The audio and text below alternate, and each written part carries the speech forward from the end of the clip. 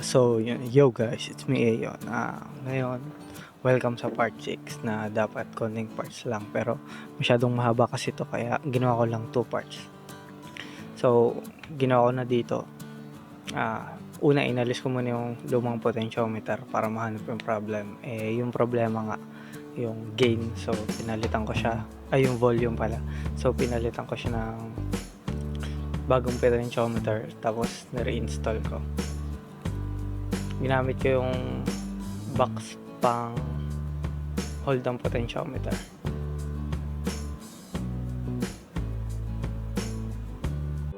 So ayun, okay na siya. So, bali napapakinggan nyo na okay na siya. Gumagana yung tone, yung volume, pati gain. Ayun. Kaso ang problema nga, ayun, mahina yung gain kasi 100k resistor lang yung gamit ko. Bali kasi sa op amp, kapag papataasin mo yung gain, 2 resistor kailangan mo. So, bali, hindi ko nakita yung stock na resistor doon. Pero ang common sa op amps is 50k yung stock resistor. Tapos, bali pang-add lang yung gain pots na yan, variable pot siya. So, bali yung 50k plus, sabi na natin max niya 100k is 150k lang. Tapos, nakadepende pa isa pang resistor para ma-solve yung total gain ng op amp. Then, after ko matest,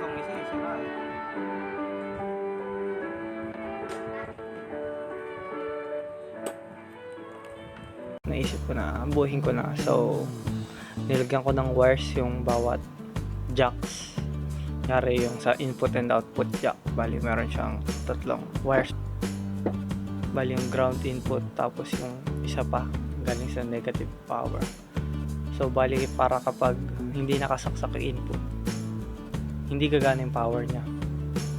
So, bali, hindi saksak yung input bago siya gumana. Tapos naman, yung sa may LED pala, wag yung kalimutan. Bali, ang ginawa ko doon is power, nakadirekta siya sa LED, tapos nasa foot switch yung ground. Tapos, ito pala yung ginamit yung schematic.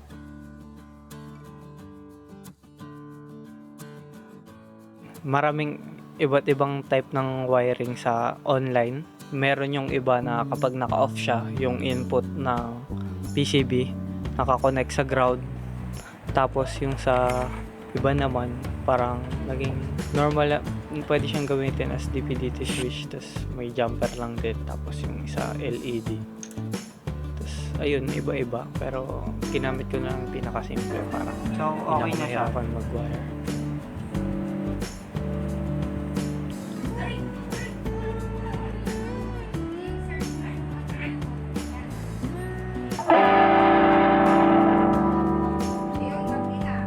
Oo, malapit na.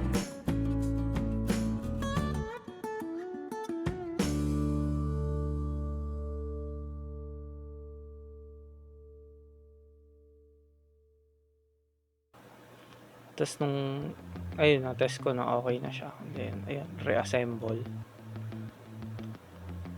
And yung DIY power supply ko pala, isa lang yung power output. So, bali, nilagyan ko siya ng bago. Meron ako nabili na tig 15 ata yun. Basta tig 15 na jack. Medyo mahaba siya compare sa normal. Pero, pagdating sa diameter, pati yung same size naman siya. Tapos, yung polarity, syempre, wala naman siya nakasulat. So, bali, kakabit mo. Meron yung iba may built-in wires. Tapos, anuin nyo na lang. Test nyo na lang kung nasan. Minsan kasi, negative yung nasa loob, tapos sa labas, positive. Ganun yung sa common pedals.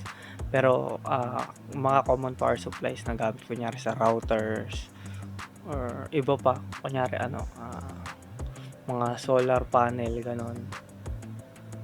Ang nakalagay, positive yung loob, tapos negative yung labas. So, retest nyo na lang. Tapos, after ko ma-install yun, okay na. Ayun, so okay na siya. Unang problema, kasi sira yung potentiometer. Naglagay ako ng lumang potentiometer dito. So, hindi sila magka-hype. Palitan ko lang sa future kapag medyo naglako na. Tapos nilagyan ko siya ng LED red. Then, ayun, medyo magulo wiring sa loob. Pero, magana naman siya. Ito power supply. Kapag sinaksak,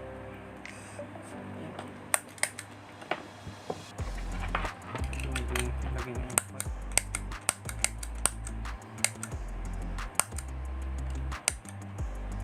Bakit namatay?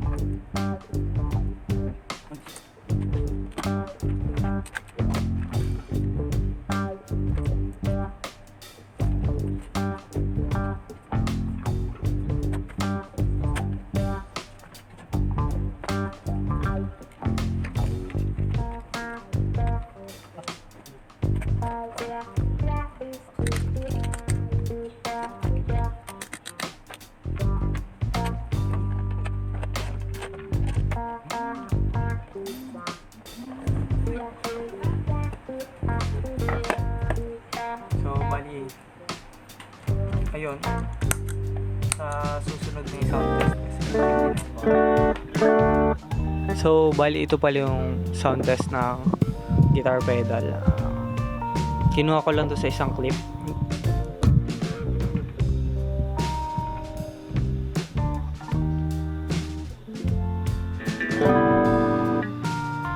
So, bali yung input. Link ko natin EQ. Kasi sound niya talaga. Kasi update, meron akong gitara. So, bali ito yung sound test ng single coil na naisip ko na isama na dito kasi syempre, pangit naman kapag sa next part ko pa. Bali, next part nito, ayusin ko siya. Bali, ayusin ko yung gain pots niya, volume pot. Pati yung matinong sound test na nakikita niyo, ina-adjust ko yung gain. Wala pa kasi akong matinong knobs. So, bulok na knobs muna yung ginamit ko. Dahil sa amplifier namin na di ginagamit, kinuha ko lang. Wala kasi akong white marker para markahan kung nasan siya nakatapat. Pero ito muna sound test, tsaga-tsaga lang. Bali, ito muna clean tone, tapos overdrive. Then, Kokko Distorsion. Compare nyo na lang yung tones. Pero ito na yung spoiler, masyado manipis yung gain niya. Pero kung naka-max gain siya, okay naman siya. Siguro pang blues solo, gano'n. Pero yun. Tapos kapag may overdrive, so mapapansin nyo, may hum siya. Kasi bali, tatlong pickup siya na naka-series. So bali, yung dalawa lang yung may hum cancel doon. Tapos yung isa yung may hum. So, may hum siya.